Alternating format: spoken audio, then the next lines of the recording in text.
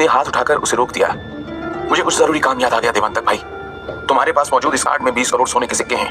उम्मीद है तुम समझ गए हो कि मैं क्या कहना चाहता हूँ। ये कहते समय विद्युत के चेहरे पर जरा सी भी चिंता या शिकन नहीं थी, बल्कि उसकी आंखों में आत्मविश्वास की चमक थी। देवांतक के हाथों में मौजूद कार्ड को देखते ही आसपास बैठे नीलामी में आए लोग हैरान रह गए। उन्होंने महसूस किया कि विद्युत यानी मेघराज किसी बेहद अमीर और प्रभावशाली दल से ताल्लुक रखता है, लेकिन इसी के साथ उनकी राय में बदलाव भी आ गया। उनके हिसाब से पिंजरे में कैद खूबसूरत फिनिक्स लड़की के लिए इतनी विशाल रकम खर्च करना किसी भी समझदार इंसान के लिए जोखिम भरा सौदा था।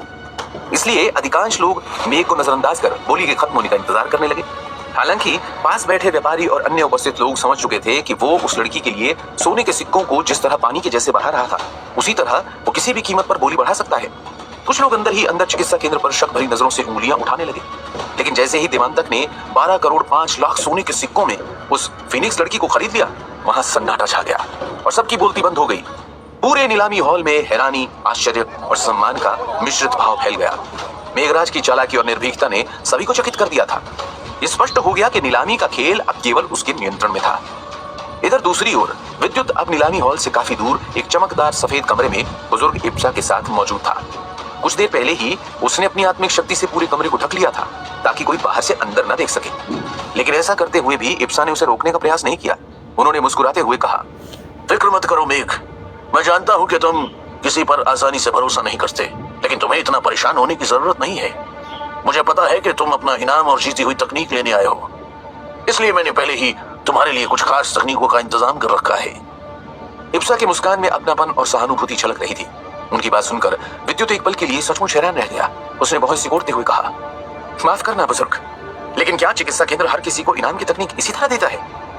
विद्युत के चेहरे पर हल्की हैरानी और जिज्ञासा साफ झलक रही थी, लेकिन असलियत ये थी कि उसने पहले ही महसूस कर लिया था कि बुजुर्ग इप्सा उससे कुछ न कुछ छुपा रहे हैं। इसलिए उसने पहले ही उस रहस्य का अंदाजा लगा लिया था और अब वो अपनी सूझबूझ और सावधानी के साथ स्थिति का विश्लेषण कर रहा था। विद्युत की बात सुनकर इप्सा ने तुरंत अपने हाथों से एक अजीब सी प्राचीन सील बनाते हुए कहा, तुम शायद मुझे गलत समझ रहे हो, लेकिन सच कहूं तो एक तरह से तुम्हारा कहना गलत भी नहीं है।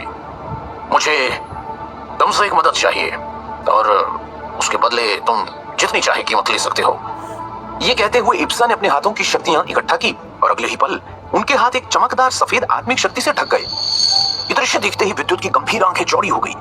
वो साफ देख पा रहा था कि इप्सा का एक पूरा हाथ सफेद हो चुका था, लेकिन उसने गहरी सांस लेकर अपनी हैरानी पर काबू पा लिया। जब इप्सा ने विद्युत को गंभीर दृष्टि से देखा तो वो एक पल के लिए हैरान